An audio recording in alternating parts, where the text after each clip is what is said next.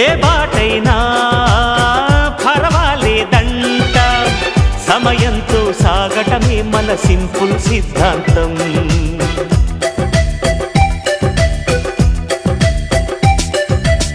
చిరుగాలికి పరిమళమిచ్చే సిరిమల్లెల వనమై ఉందాం, గగనాన్ని నేలను కలిపే హరివిల్లుల వంతెన అవుదాం.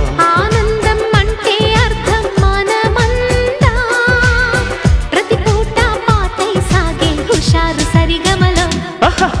ఎన్నో ఎన్నో రాగాలుండే సంగీతం కాదా, చల్లకి నవ్వుల కేరింత.